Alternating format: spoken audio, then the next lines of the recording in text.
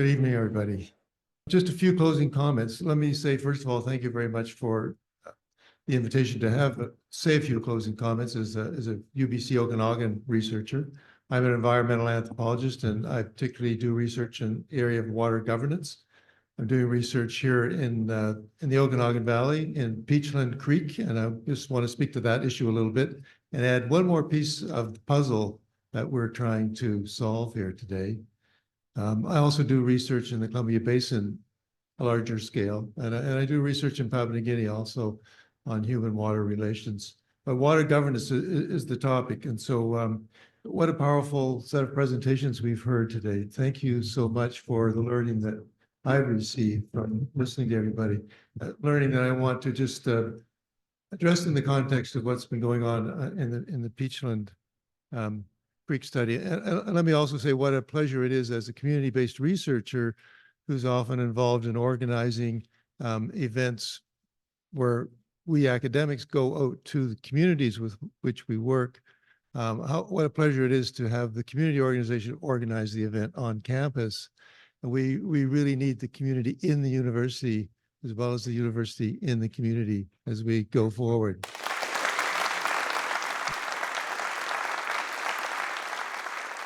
Okay, so I'm a water researcher, trying to learn as much as I can about forestry because of my involvement in the Peachland Creek Watershed Ecosystems project.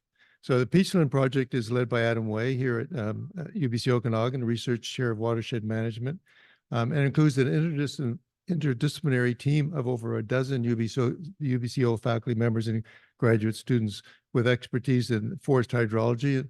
I'm not quite sure what that term means anymore after Dr. Alila's talk, or whether it means the right thing anymore. But fisheries, risk assessment, seal water law, and ecological knowledge, integrated modeling, watershed governance. So we're a broad-based team, and I think there are many other people at this institution at UBC Vancouver as well who do work that has great relevance to the issues we're focusing on today. But this is just one short story. I'll try to keep it short.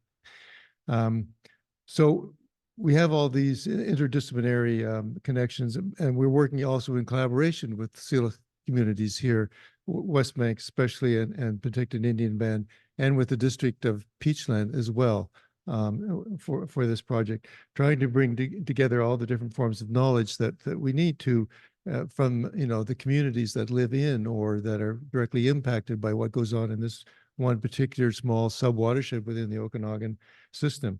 And there's so much things going on there, and logging is the main cumulative impact in that watershed as it is in so many others. But we also have, as you know, in these multi-use watersheds that dominate the province, we have the cattle grazing, the mining exploration, hunting, fishing, recreational activities, hiking, ATV use, camping. We have the cottage residential uses around the upland lakes, and we have the construction and maintenance of a dam and storage for water, which provides the district of Peachland with their entire water supply. So this is just typical of what we're dealing with, right? And we're trying to work with these communities to come up with some better ways of doing things here.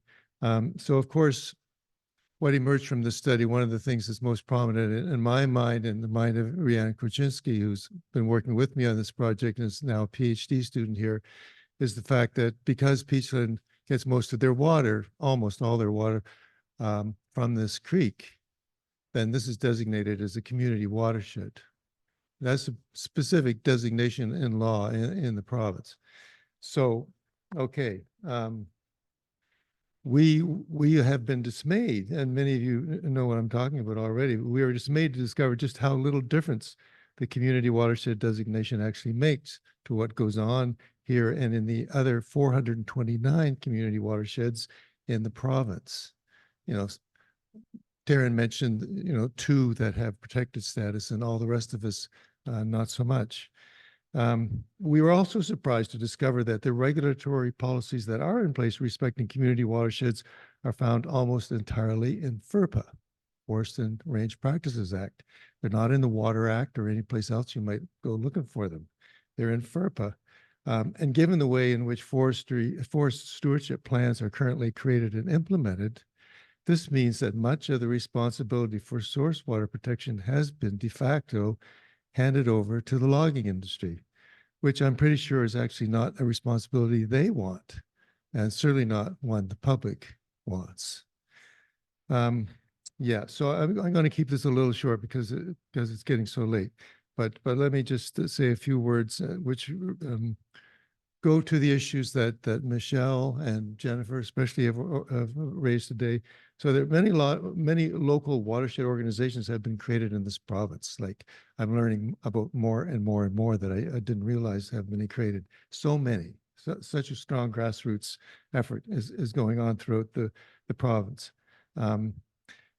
But Rianne and I, in our work in Peachland, have been searching for models that, even if they are mainly advisory in nature, as grassroots organizations will be, include representatives of decision-making government agencies, in which cases such organizations can significantly affect regulatory processes. The Cowichan Water Board is one such example. And I won't get into the details of how they're created, but it's one of the models we've been looking to for Peachland as a possible way forward there. What's significant about the Cowichan model is that it was basically a local level of government and the Cowichan tribe that came together to create that. So you have the First Nation as a senior level of government in that particular system. And it's a shared way forward. So it's just, in a sense, a path to reconciliation that they are working on down there. They have the government people around the table. Whether the government people are going to actually listen to what the board decides, we're waiting to find out. But that's a model that we're struggling with, and we're going to have these conversations with our partners in the Peachland watershed. Is that the right scale to create this kind of watershed board? We have Okanagan Basin Water Board here in this valley, which is a larger scale. There's the Fraser Basin Council. There's a number of scales we can work at. Do we need watershed boards that include the decision makers from government together with the community groups and industry? I think we do. I think we need them in every watershed. So I'll just leave that as a question. But I was also asked to say maybe if I can say a few words about is there room for hope? Am I allowed, Tara, to answer that question? I can't really answer that question, but I had a few notes here that was like, yeah, I'm optimistic, but then I'm listening to what people have to say, and it's like, oh no, I'm not sure we can manage after all. But let me point out a couple of things that. Yeah, good and bad, and maybe in a way, speaking first to Pamela, you raised the issue of UNDRIP, and well, we have in British Columbia, we have DRIPA, we have the Declaration on the Rights of Indigenous Peoples passed by British Columbia legislature, and so what I found very encouraging, but now I'm pulling back a little bit, not so encouraged, but what I've seen the government doing recently is trying to make changes to the Forest Act. They've brought in the idea of forest landscape planning as a replacement and pilot stage right now for forest stewardship plans, which we all understand are so very flawed. They've brought in, well, let's go to this Land Act consultation process, which they introduced not that long ago and got a lot of flack for.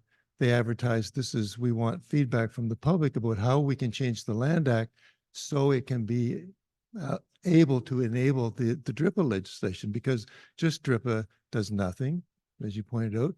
We have to change all the other legislation in order to actually do what DRIPA requires of us. So they put out a consultation to, what do you think about changing the Land Act? And a few weeks later, they withdraw that process, as many of you are aware, because they got a lot of pushback. And I suspect, Mike is our insider on these issues. They probably withdrew it from consultation right now because they're scared of what it might mean for the next election. So, it's like, we have widespread support, but we have some serious kinds of pushback.